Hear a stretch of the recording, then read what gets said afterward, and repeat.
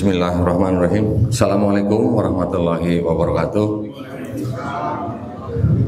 Innalhamdulillah nahmaduhu wa nasta'inuhu wa nastaghfiruh wa na'udzubillahi min syururi anfusina wa min sayyiati a'malina may yahdihillahu fala mudilla lahu wa may yudlil fala hadiyalah. Asyhadu an la ilaha illallah wahdahu la syarikalah wa asyhadu anna Muhammadan abduhu rasuluh. Allahumma sholli wa sallim wa barik ala sayyidina Muhammadin wa ala alihi wa sahbihi ajmain. Amma ba'd. Alhamdulillah, senang sekali pada sore hari ini saya bisa berada kembali di masjid yang indah ini, Masjid Nurul Hidayah. Masya Allah. Terima kasih Pak. Alhamdulillah, ini ketiga kali ya saya di Masjid Nurul Hidayah. Pada sore hari ini saya ingin melanjutkan beberapa tema yang sudah saya pernah bicarakan di sini, yaitu ini masih ngomongin kitab orang nih, tapi kita juga nanti akan bicara tentang kitab kita ya, kitab Quran ya. Nah, saya kali ini membawa beberapa buku yang mungkin nanti Bapak, Ibu ya yang di bawah yang mau mencoba membacanya, tenang aja, baca buku saya nggak perlu pakai bismillah ya. Nah ini nih, ini bukunya. Belum dibuka, saya buka dulu. Saya buka dulu ya, buat contekan. Padahal saya nulis tapi masih butuh contekan. Nah, beberapa waktu yang lalu ketika saya berada di masjid ini, saya memperkenalkan yang namanya dasar daripada kristologi. Kristologi mungkin kedengarannya buat bapak-bapak mungkin di sini asing ya. Apa itu kristologi gitu kan? Tapi waktu itu saya sudah pernah menjelaskan bahwa kita umat Islam mengetahui yang namanya kristologi itu bukan berarti kita mau jadi Kristen, bukan gitu ya. Tetapi dengan belajar kristologi kita jadi memahami agama daripada saudara-saudara kita yang lain yang di Indonesia, entah itu Kristen, Protestan atau Katolik, yang mana dari kalangan mereka itu masih banyak yang mencoba memang untuk mengajak kita masuk ke dalam agama mereka. Itu tujuan utamanya ya. Jadi kita belajar kristologi bukan mau menjadi Kristen, tapi kita tahu akidah mereka, kita tahu sejarah mereka, kita tahu kitab mereka. Supaya apa? Supaya kita tidak mudah didangkalkan akidahnya. Nah, syarat untuk belajar kristologi itu kita juga harus paham dulu dengan Islam kita, dengan Quran kita gitu. Nah, nanti akan saya bahas di sini. Ini isinya adalah kontradiksi di dalam yang disebut kitab mereka itu gospel. Ya, saya sudah pernah menjelaskan mungkin pada kajian sebelumnya, gospel itu adalah 4 kitab di dalam kitabnya orang Kristen yang adanya di bagian perjanjian baru, yaitu apa? Matius, Markus, Lukas, Yohanes. Oke. Keempat kitab ini oleh orang Kristen disebut sebagai Injil. Ya, saya ulang nih. Matius, Markus, Lukas, Yohanes. Di dalam kitab Kristen yang ada di bagian depan perjanjian baru, itu sama orang Kristen disebut sebagai Injil. Nah, kita orang Islam ketika kita mendengar Injil, kita langsung berpikir, oh itu jangan-jangan Injil yang diterima oleh Nabi Isa alaihissalam. Betul nggak? Sering begitu ya, masih ada dan masih banyak umat Islam ketika mendengar kata Injil, konotasinya langsung Nabi Isa alaihissalam. Dipikir bahwa kitabnya orang Kristen itu adalah wahyu yang diterima oleh Nabi Isa alaihissalam gitu. Begitu kan, sering kan? Bahkan kita sering mendengar mungkin ustadz yang lain mungkin ya, yang belum pernah belajar kristologi, mungkin menyebut kitabnya orang Kristen itu sebagai Injil. Satu kitab besar tebal itu disebut Injil. Nah, itu yang menurut kami yang sudah belajar kristologi itu ternyata tidak tepat gitu ya. Tidak tepatnya kenapa? Karena yang disebut dengan Injil ataupun Zabur ataupun Taurat ya, Taurat, Zabur, Injil itu adalah wahyu-wahyu yang diterima Nabi dan Rasulnya dari Allah Subhanahu Wa Taala kepada siapa? Kepada Bani Israel saja gitu. Ya, bukan untuk bangsa-bangsa lain. Jadi Taurat, Zabur, Injil adalah wahyu-wahyu yang diturunkan Allah Subhanahu Wa Taala kepada Nabi-Nabi dan Rasulnya untuk Bani Israel pada zaman itu. Setuju Pak? Setuju ya? Alhamdulillah. Kalau Quran jelas rahmatan lil alamin untuk seluruh alam semesta. Ketika kita bicara Taurat, Zabur, Injil, yang tadi saya bilang itu hanya khusus untuk Bani Israel saja, itu pun tidak pernah dijanjikan untuk dijaga oleh Allah Subhanahu wa taala. Betul? Pernah baca nggak Taurat, Zabur, Injil dijanjikan untuk dijaga seperti Quran? Tidak pernah ya? Jadi kalau tidak pernah dijanjikan untuk dijaga, jangan buru-buru kita menganggap bahwa kitabnya orang Yahudi dan kitabnya orang Kristen itulah Taurat, Zabur, Injil yang dimaksud Quran gitu maksud saya. Ya. Jadi pernyataan tegasnya begini. Taurat, Zabur, Injil yang disebut di dalam Quran itu bukan Bible-nya orang Yahudi dan Bible-nya orang Kristen. Taurat, Zabur, Injil buat kita umat Islam adalah wahyu-wahyu yang diturunkan Allah SWT kepada Nabi dan Rasulnya untuk Bani Israel pada zaman itu dan tidak dijanjikan untuk dijaga. Mungkin di dalam Bible-nya orang Yahudi dan Bible-nya orang Kristen itu masih ada pesan-pesan yang berkesesuaian dengan Al-Quran. Masih ada nggak? Masih ada yang disebut dengan ketauhidan. Ya, saya sudah sering mungkin di YouTube saya juga saya sering menjelaskan bahwa kitabnya orang Yahudi itu akhirnya dipakai oleh orang Kristen, ditambahkan dengan kitab-kitab mereka yang disebut dengan Perjanjian Baru, yang Perjanjian Lama itu yang berasal dari Yahudi. Yang di Perjanjian Lama ini masih ada pesan yang disebut kita kenal dengan pesan tauhid, gitu ya. Jadi masih ada. Contoh misalnya di Ulangan 6 ayat 4 ini di kitabnya orang Yahudi ini. Ada kalimat begini, Shema Israel, Adonai Eloheinu, Adonai Ehad.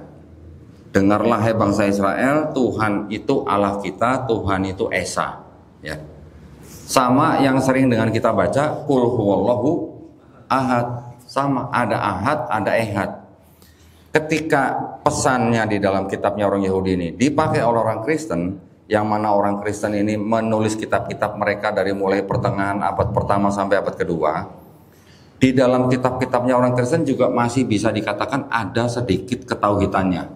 Kenapa? Karena di dalam cerita-cerita mereka yang disebut dengan Yesus Kristus atau Nabi Isa alaihissalam itu masih bisa memberikan atau menyampaikan pesan yang sama yang ada di dalam kitabnya Yahudi. Ya, yang tadi Shema Israel, Adonai Eloheinu, Adonai Ehad, itu di dalam kitab Perjanjian Baru juga masih ada. Jadi di dalam yang disebut dengan 4 gospel tadi, Matius, Markus, Lukas, Yohanes, ini adalah kitab-kitab yang menceritakan tentang kehidupan Yesus Kristus. Ya. Di dalam kisah Yesus di dalam 4 ini masih ada yang disebut dengan ketauhidan. Tetapi setelah 4 kitab ini, yaitu ada surat-surat dari Paulus, surat-surat dari yang dianggap sebagai rasul-rasul yang lain, ini yang mulai sudah ada yang namanya ajaran Helenisme dari Yunani. Maksudnya apa? Maksudnya itu adalah ajaran-ajaran atau budaya yang dibawa oleh Yunani ketika mereka menguasai daerah Mediterania termasuk Palestina dan Mesir. Itu ajaran atau budaya yang mengajarkan bahwa Tuhan atau dewa, ada dewa yang paling tinggi tapi dia bisa punya anak dari manusia. Anak dewa yang dari manusia ini yang dianggap setengah manusia, setengah dewa. Ya, pernah dengar ya Dewa Zeus, pernah dengar? Alhamdulillah nggak ada yang main judi online di sini ya. Dewa Hercules pernah dengar? Pernah, Hercules. Nah, Hercules itu di dalam mitologi Yunani itu adalah anak daripada Dewa Zeus, tapi lahirnya dari seorang manusia. Jadi konsep yang seperti itu dipakai di dalam Kristen, dan akhirnya Yesus itu dianggap punya sifat ilahi. Jadi dianggap Yesus itu juga sepenuhnya manusia, sepenuhnya Tuhan, gitu ya. Kita di Islam juga percaya bahwa Isa putra Maryam itu lahir dari seorang perawan suci, betul kan ya? Mirip nggak sama yang mitologi Yunani tadi? Mirip nggak? Mirip tapi tidak sama ya. Di dalam Islam kita juga beriman bahwa Nabi Isa alaihissalam lahir dari seorang perawan suci. Bedanya apa dengan mereka? Bedanya kita tidak menyembah Nabi Isa alaihissalam sebagai Allah. Bedanya di situ. Kita juga tidak menganggap Nabi Isa alaihissalam sebagai putra Allah.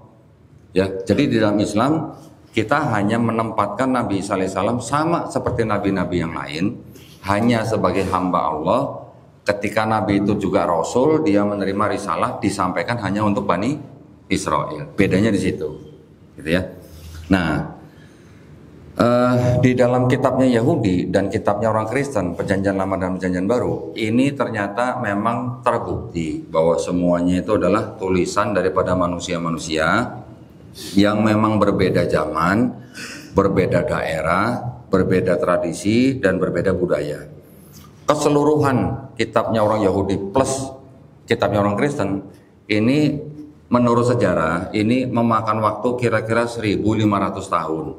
Ditulis oleh kira-kira 40 orang, tetapi banyak yang disebut dengan penulis-penulis itu sebenarnya hanya nama-nama yang diatributkan gitu. Maksudnya yang menulis orang lain, tapi orang itu dianggap bernama A misalnya gitu. Ya, jadi kalau ketika kita bicara tentang 4 gospel yang ada di dalam Perjanjian Baru Kristen, Matius, Markus, Lukas, Yohanes,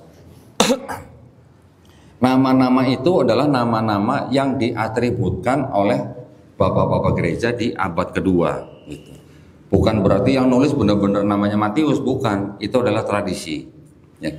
Bapak gereja pertama yang menyebutkan nama Matius dan Markus itu adalah Santo Papias di tahun 130 Masehi. Bapak gereja kedua yang menyebutkan keempat nama itu, Matius, Markus, Lukas, Yohanes, adalah Santo Irenaeus di abad kedua juga tahun 180 Masehi. Ada yang bilang 185 Masehi.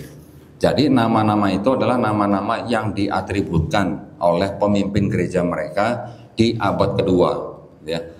Yang nulis siapa? Embuh, nggak tahu gitu. Karena surat-surat 4 itu semuanya anonim. Anonim itu artinya apa? Tidak ada penulis, nama penulisnya nggak ada. Tidak ada ayat yang mengatakan aku bernama Matius menulis kitab ini untuk siapa gitu, nggak ada. Aku bernama Markus menulis untuk siapa juga nggak ada ya. Nah, yang sudah saya tulis sebenarnya di dalam keseluruhan kitab dari Perjanjian Lama dan Perjanjian Baru ini ternyata banyak kontradiksi. Kontradiksinya kenapa? Karena ditulis oleh orang-orang yang tadi saya bilang berbeda budaya, berbeda asal, berbeda tempat, sehingga mereka tidak kong kali kong dulu gitulah. Jadi masing-masing menulis tapi dikumpulkan, ternyata setelah dibaca semuanya jadi banyak kontradiksi.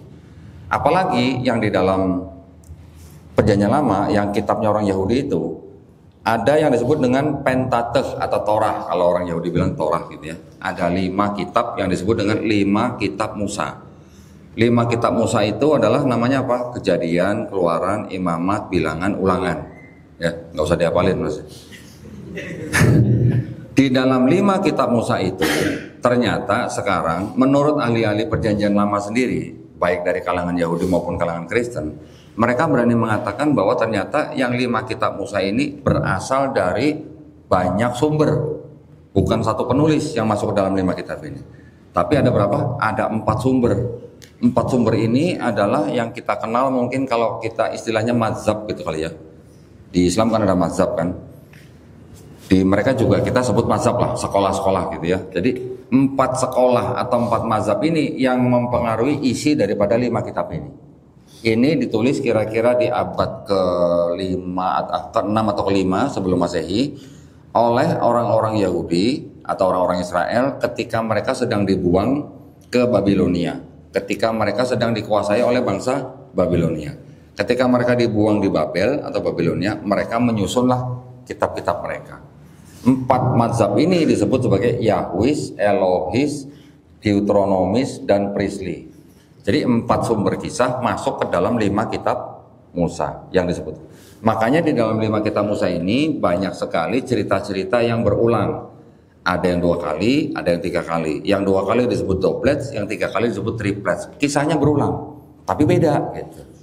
Karena beda kan jadi kontradiksi gitu. Ceritanya jadi seperti diulang tapi beda sama yang sebelumnya. Diulang lagi tapi beda sama yang sebelumnya gitu ya. Nah, bagaimana dengan di Perjanjian Baru? Begitu juga di Perjanjian Baru. Perjanjian Baru juga karena tadi nama kitabnya Matius, Markus, Lukas, Yohanes yang ngarang tidak diketahui, kemudian ditulis kira-kira di abad pertama. Dari 4 kitab ini ternyata yang ditulis duluan itu yang kitab Markus namanya. Kitab Markus ini kemudian ditulis kira-kira tahun 65 sampai 70 Masehi sebelum bait sucinya orang Israel dihancurkan oleh kerajaan Romawi di tahun 70 Masehi ya oleh Jenderal Titus. Ketika Markus sudah ditulis, kira-kira 10 tahun sesudahnya baru penulis Matius dan penulis Lukas menyadur dari Markus. Maka itu di dalam Matius dan Lukas itu yang Matius 80% isinya dari Markus, yang Lukas isinya 60% isinya dari Markus. Tapi kemudian mereka juga menambah-nambahkan dengan sumber mereka sendiri, yaitu apa? Sumber yang disebut dengan Q. Q itu dari bahasa Jerman yang singkatan itu Koel namanya. Koel itu adalah kisah-kisah yang beredar di masyarakat selama puluhan tahun. Nah, kemudian 3 kitab ini karena sumbernya satu, maka ketiga kitab ini disebut sebagai kitab-kitab sinoptik, gitu ya. Kemudian baru kira-kira tahun 95 Masehi, kitab Yohanes ditulis yang tulisannya itu gaya bahasanya berbeda jauh dengan yang 3 ini. Kalau yang di kitab Yohanes ini boleh dikatakan menonjolkan sifat keilahian Yesus, ya, yang kitab Yohanes. Tapi juga ini bermakna ganda atau ambigu. Bisa diartikan juga itu adalah sebagai kalimat-kalimat yang majasi. Tetapi di Yohanes pula banyak ayat-ayat juga yang menyangkal ketuhanan Yesus. Nah, jadi 4 kitab ini dari sekian banyak kitab oleh Bapak Gereja dimulai abad ke-4 Masehi itu dipilih. Ya, jadi Bapak Gereja tuh memilih-milih kitab. Oh, ini masuk, ini enggak, ini masuk, begitu. Mereka pilih dari sekian puluh kitab, ya, yang disebut dengan gospel.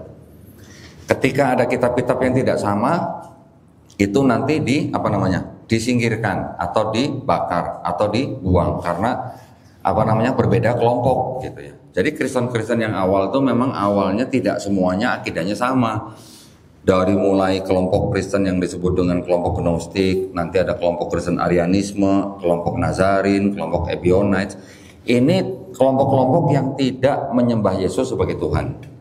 Tapi ada juga kelompok Kristen yang disebut dengan kelompok-kelompok Kristen Paulin atau yang mengikuti pemikiran Paulus. Itu yang akhirnya berkuasa dan karena apa? Karena digandeng oleh Kaisar Romawi pada saat itu. Sehingga kelompok yang digandeng oleh Kekaisaran Romawi itu yang bertahan hingga yang kita bisa lihat sekarang. Mereka adalah kelompok yang mempercayai Tritunggal gitu, atau Trinitas, gitu ya. Mungkin bapak-bapak pernah dengar Trinitas yang bilang Bapa itu Tuhan, Anak itu Tuhan, Roh Kudus Tuhan, tapi bukan 3 Tuhan, tapi 1 Tuhan. Paham nggak, Pak? Paham nggak, Pak? Hah? Paham? Oh, kalau paham hati-hati loh, Pak, bahaya loh. Nanti bilang lagi Bapa itu Maha Kuasa, Yesus Maha Kuasa, Roh Kudus Maha Kuasa, tapi bukan 3 Maha Kuasa, tapi 1 Maha Kuasa. Bingung kan? Nah, itu adalah akidah mereka. Itu yang menjadi kelompok Kristen yang paling besar sekarang, ya, yang disebut dengan Kristen Trinitarian. Ada yang masih mungkin mengembangkan pemikiran Kristen zaman dulu. Sekarang masih ada Kristen-Kristen itu yang disebut dengan Kristen Unitarian. Unitarian itu tidak menyembah Yesus sebagai Tuhan. Nanti ada lagi Kristen yang berkembang lagi yang mungkin kecil-kecil gitu ya. Ada yang mengatakan Bapa itu Yesus, Yesus itu Bapa. Mereka nggak bilang 3 pribadi tapi 1 pribadi. Nanti ada lagi Kristen yang berani atau tidak malu-malu mengaku bahwa mereka punya Tuhan 3. Ada, Pak, namanya apa ya namanya? Mereka mengikuti aliran Triteos namanya. Tri 3, Theos Tuhan. Jadi Triteos Tuhannya 3. Mereka kalau ditanya, Bapak yakin Tuhannya 3? Iya yakin. So what gitu loh. Nggak ada masalah buat kami gitu. Ada Kristen yang begitu. Tapi kelompok itu sangat kecil. Yang paling besar adalah yang mempercayai yang tadi, Tritunggal atau Trinitas. Nah, saya ketika saya memeluk Islam, sebelumnya saya sudah pelajari kitab-kitab itu, saya akhirnya bisa menemukan begitu banyak kontradiksi, ya, baik di Perjanjian Lama maupun di Perjanjian Baru. Ya, dikarenakan ada aturan penulisan dalam buku yang tidak boleh mengutip ayat dari Bible maksimal 500 ayat, maka buku saya akhirnya saya bikin menjadi beberapa volume gitu. Ya, ini adalah volume pertama yang saya terbitkan hanya untuk kontradiksi di dalam 4 gospel saja. Yang tadi ya, yang Matius, Markus, Lukas, Yohanes. Dari 4 gospel aja, ini kontradiksinya aja sudah ada 85 kontradiksi. Kalau dari Perjanjian Lama sampai habis Perjanjian Baru, totalnya ada 275 kontradiksi. itu pun sudah saya saring. Kalau saya nggak saring ada 700. Ya, saya saring kenapa? Karena kita juga harus fair. Fairnya apa? Karena di dalam kitab-kitab mereka, ketika mereka mengisahkan zaman dulu, mungkin menggunakan satuan-satuan yang berbeda dengan zaman sekarang. Contoh, kita zaman sekarang aja Indonesia sama Amerika aja pakai satuan beda gitu kan. Di sini pakai kilometer, di Amerika pakai mil, ya. Di Indonesia pakai liter, di Amerika pakai galon. Kayak gitu-gitulah. Satuan-satuan yang berbeda itu saya tidak masukkan sebagai kontradiksi karena bisa dikonversi gitu.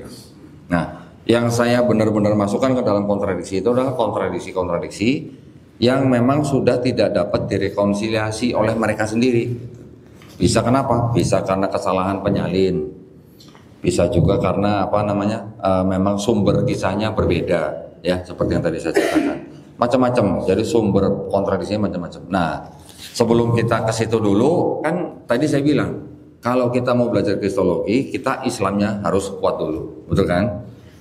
Kalau di sini, buku ini sudah ada 85 kontradiksi di dalam 4 gospel, kira-kira kalau di Quran ada kontradiksi nggak Pak? Hah? Nggak ada. Ada yang bisa buka Quran? Coba buka Quran Ri. Ada? Jangan kaget ya, jangan kaget, biasa aja, santai aja kita. Di Quran ada kontradiksi nggak Pak? Nggak ada yang berani jawab. Kenapa? Kok pada gak yakin? Nggak ada. Coba buka Anisa.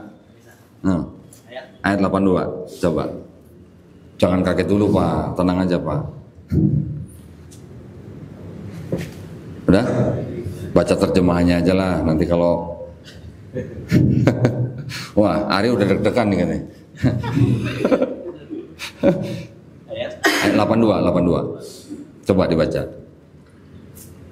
Tenang Pak.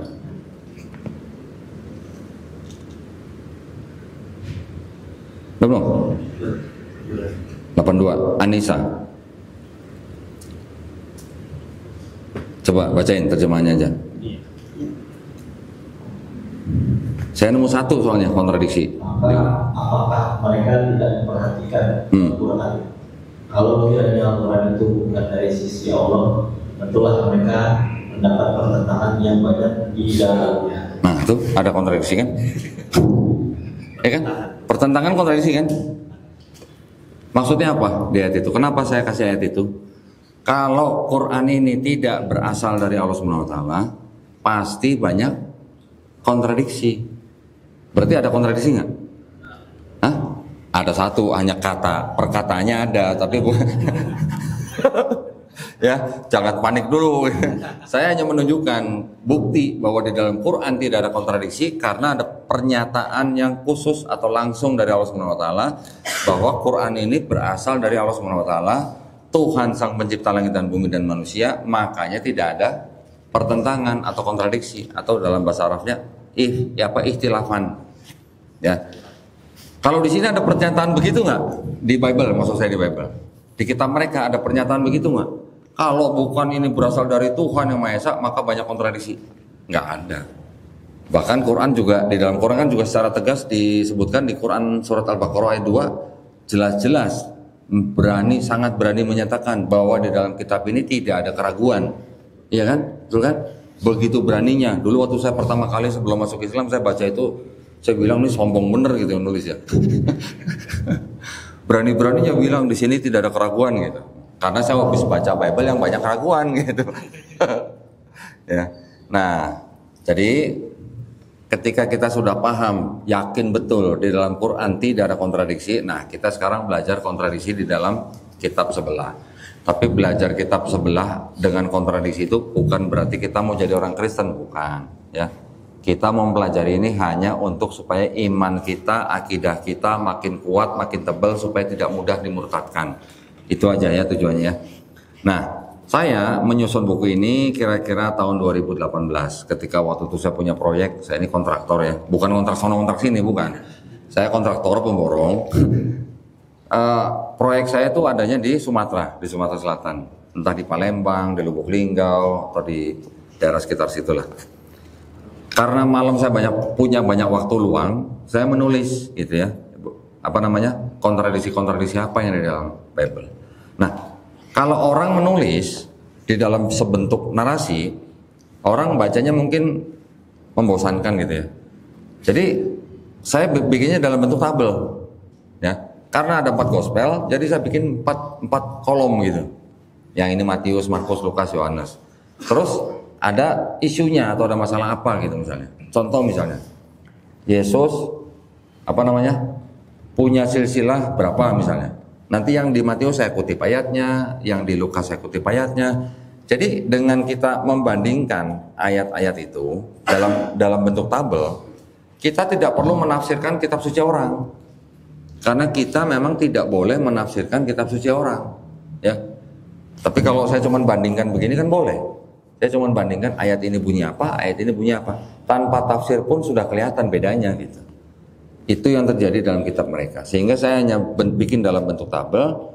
Kita tidak perlu menafsirkan kitab suci orang, dan kita tahu bahwa memang itu jelas ada perbedaan. Karena nama perbedaan-perbedaannya itu bisa dari nama tempat, bisa dari nama orang, bisa dari kronologi gitu, ya.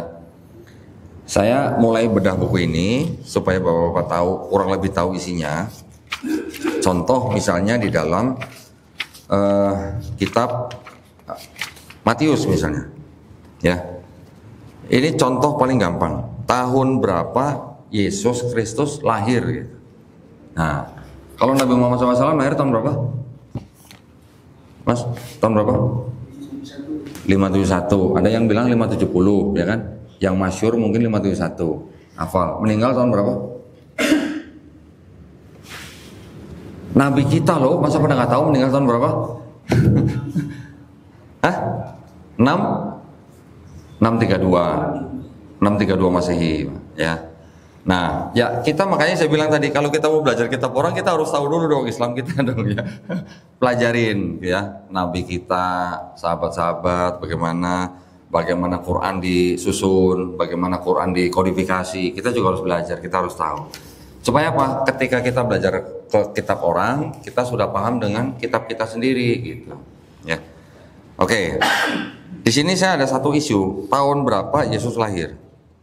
Kalau yang di Matius, contoh ya ini ya, saya bikin dalam bentuk tabel seperti ini nih, Matius, Markus, Lukas, Yohanes.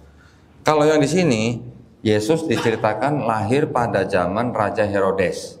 Raja Herodes itu adalah raja boneka yang ditaruh oleh penjajah Romawi di tanah Palestina, di tanah Yudea, menjadi raja boneka.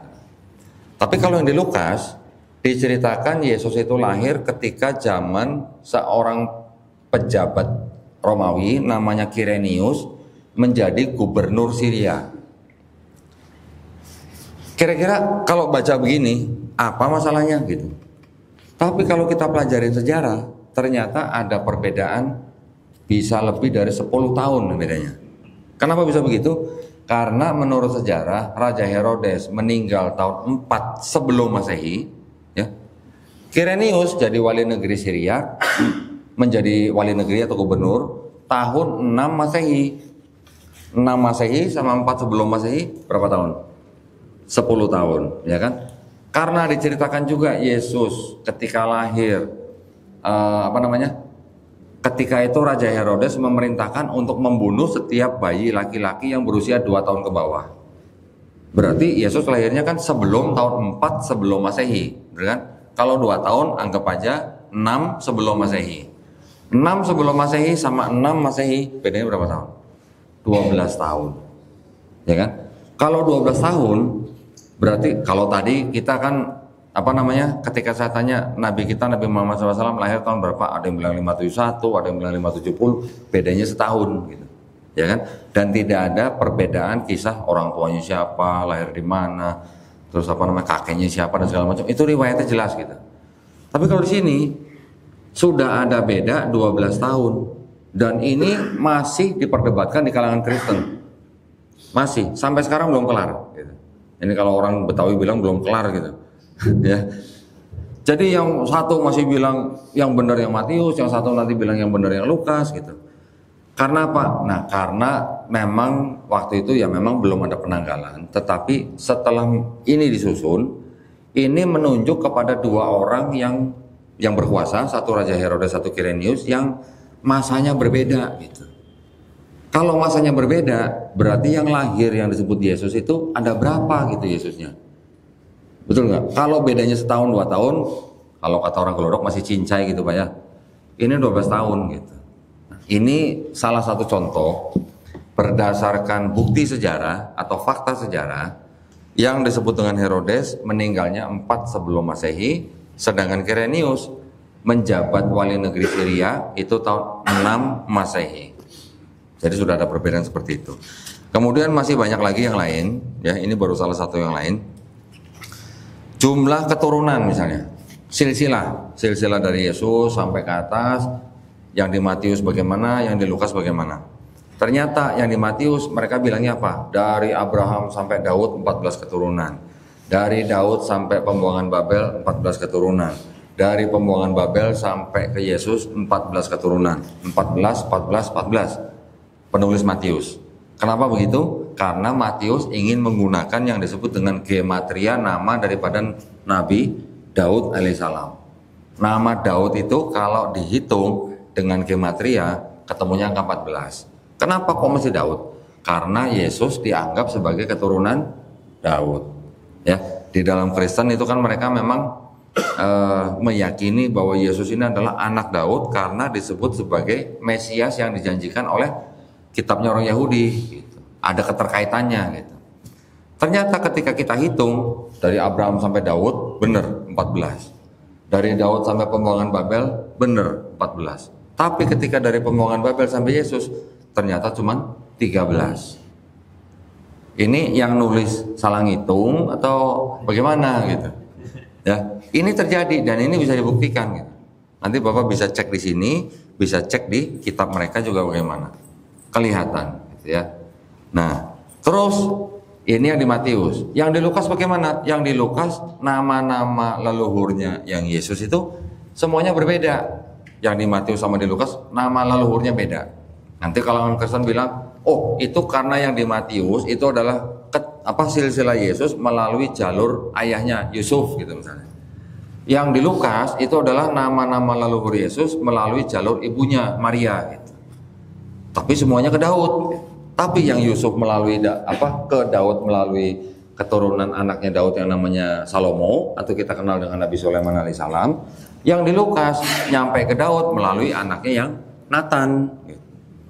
Jadi ada perbedaan. Gitu. Nah ini bagaimana gitu? Kok nggak sinkron gitu?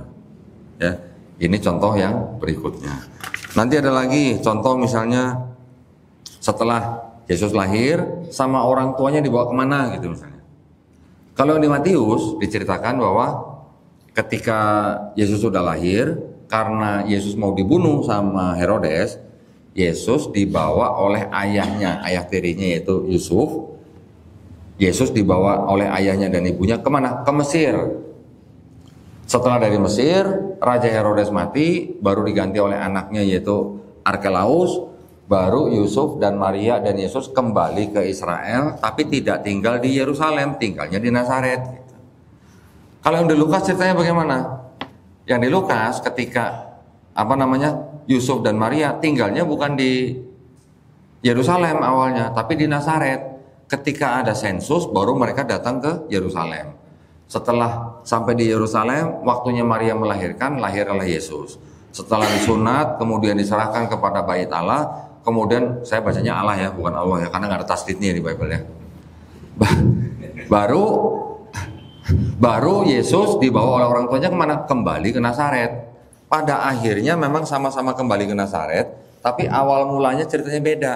Kalau Matius orang tuanya tinggal di Yerusalem, pindah ke Mesir, balik lagi langsung ke Nazaret. Kalau yang di Lukas dari Nazaret, lahirnya di Yerusalem atau Bethlehem dekat situ. Setelah disunat dan diserahkan ke Bait Allah, kembalinya lagi ke Nazaret. Ini kan sebuah cerita yang tidak sama. Ya. Apakah bisa ini disebut sebagai firman Tuhan? Kalau ceritanya aja beda. Kalau mereka nanti Kristen bilang, oh itu kan saling melengkapi gitu katanya. Saling melengkapi, tapi yang sini bilang ke Mesir, yang sini bilang nggak ke Mesir, gimana? Apakah bisa disebut saling melengkapi? Gitu. kurang lebih seperti itu keadaannya di dalam kitab mereka ya. Jadi bapak-bapak di sini hanya mengetahui ini dari saya. Silahkan kalau yang mau mendalami boleh, nanti bisa dicek lagi. Yang hanya cukup tahu pun nggak apa-apa. Tetapi jangan sampai kita mudah dimurtadkan oleh orang Kristen karena kita sudah tahu di dalam kitab mereka tuh banyak masalah seperti ini gitu. Ya, dengan kita mengetahui berarti dengan standar iman Islam kita sudah bisa menyatakan bahwa kitab mereka itu tidak sepenuhnya firman Tuhan gitu. Tapi apa? Tapi cerita yang dibuat oleh manusia semuanya. Kira-kira gitu ya, sebentar. Nah, tadi contoh berapa tuh? Kemudian yang lain misalnya. Nanti ada lagi begini. Ketika Yesus sudah dewasa, dia mulai pelayanannya atau istilahnya mulai berdakwah gitu. Ada kisah di dalam Matius, Markus, Lukas, Yohanes itu Yesus yang baru mulai mau berdakwah, dia dicobai. Dicobai oleh siapa? Oleh iblis gitu. Kita boleh tanya dong ya, itu Tuhan dicobai sama iblis gitu? Nggak, gimana caranya gitu iblis mencobai Tuhan gitu, penciptanya gitu. Ya ceritanya begitu Pak, ditulisnya begitu Pak, Yesus dicobai iblis gitu. Bahkan Yesus dibawa kemana? Ke atas bait suci. Ya, bait suci itu Baitul Maqdis Pak maksudnya Pak. Jadi dibawa ke atas Baitul Maqdis sama iblis dibilang, kamu kan anak Tuhan, kamu loncat aja, kamu nggak akan mati.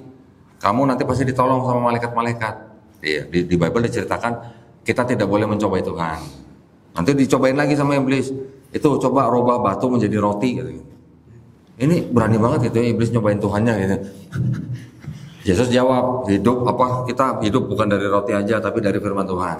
Yang terakhir Yesus dibawa sama iblis kemana? Ke atas gunung yang paling tinggi gitu. Gunung yang paling tinggi, kemudian Yesus diperlihatkan semua kerajaan dunia.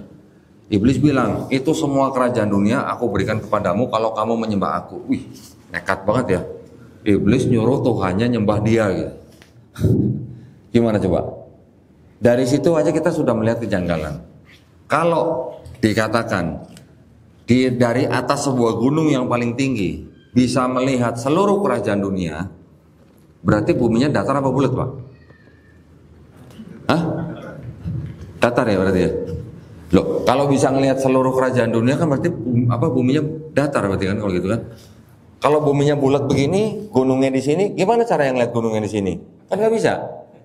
Dia hanya bisa melihat semua kerajaan dunia kalau dari satu titik paling tinggi dia melihat ke sini atau ke sini kan begitu kan? Itu aja berarti kan sudah menunjukkan bahwa ini ada sebuah kesalahan sains di dalam ayat-ayat mereka gitu. Betul ya? Mohon maaf ya Pak ya, saya membacakan ini bukan berarti saya menjelekan orang-orang Kristen, bukan. Itu yang tertulis di kitab mereka. Saya bukan mengajak bapak-bapak untuk membenci atau untuk menjelekan agama orang lain, enggak Pak. Kita tidak boleh menghina sesembahan orang lain. Ya, Allah SWT sendiri yang memerintahkan kita kan, janganlah kamu memaki atau menghina sesembahan orang lain. Karena kalau kita melakukan itu, mereka akan menghina Allah SWT tanpa pengetahuan. Ya, ini hanya kajian ilmiah gitu. Dari teksnya berbunyi begitu, ya saya mempertanyakan gitu. Karena saya dulu belajar ulang, saya baru tahu, oh ternyata begini. Dulu waktu ketika saya masih di gereja ya nggak nanya-nanya ke pendeta gitu. Tapi ketika kita pikirkan, oh ya benar juga ya. Gimana caranya kita bisa melihat seluruh kerajaan dunia dari sebuah gunung yang paling tinggi? Berarti dunianya datar dong kalau gitu. Buminya berarti datar dong, gitu. Ya, ini hanyalah contoh. Nah, juga yang bisa kita tanyakan, bagaimana ceritanya? Kalau seorang nabi dicobai sama iblis, masuk akal nggak? Masuk akal ya. Kita juga mengetahui bahwa Nabi Ayub alaihissalam juga dicobai atau diuji oleh iblis. Dengan segala iman, Nabi Ayub alaihissalam bisa lewat daripada ujian. Tapi kalau Tuhan diuji sama ciptanya gimana? Nah kalau mereka juga percaya bahwa iblis kan ciptaan daripada Tuhan gitu. Tapi kok bisa-bisa ya ciptaan mencobai Tuhannya gitu. Ya, nah itu adalah kejanggalan-kejanggalan. Yang lain nanti ada lagi, misalnya apa? Misalnya contoh setelah dibaptis Yesus kemana? Di 4 gospel itu ceritanya bisa beda-beda gitu. Kalau begitu yang mana yang istilahnya yang ada inspirasi gitu, ada apa? Mereka bilangnya gini, kitab mereka atau disebut dengan Bible itu yang nulis itu mendapat inspirasi dari Roh Kudus gitu. Ya, ini klaimnya mereka. Tapi ketika bisa ada perbedaan-perbedaan seperti ini, pertanyaannya kan jadi begini, ini Roh Kudusnya lebih dari satu atau bagaimana gitu ya? Paham ya maksud saya? Nah, nanti ada lagi yang lain, macam-macam. Jam berapa kita mulai bertanya? Atau kita mau Isya dulu? Udah azan Isya belum? Lagi, pertanyaan gimana? Nanti tanyanya setelah Isya. Isa, atau gimana? Stop aja. Setelah Isya stop. Tidak ada pertanyaan. Boleh satu. Boleh satu. Oh, sekarang berarti. Oke, siap. Baik. Nah, jadi kalau yang mau lebih mengetahui daripada kontradiksi-kontradiksi ini, silakan nanti bisa beli buku saya di depan ya. Silakan yang mau bertanya. Ada pertanyaan? Ya, pada lima yang mau tanya satu pertanyaan.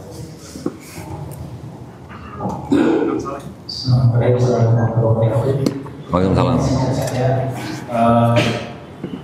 Sebenarnya sejak kapan, artinya kan kalau di zaman Nabi Isa itu sendiri beliau tidak mengaku Tuhan. Nah, jadi sejak kapan sebenarnya status Tuhan ini dilekatkan kepada Nabi Isa? Kira-kira. Terima kasih. Assalamualaikum warahmatullahi wabarakatuh. Sejak konsili, tahu konsili nggak Pak? Muktamar. Nah, istilahnya kita muktamar gitu ya. Sejak konsili di kota Nisea tahun 325 Masehi. Ya.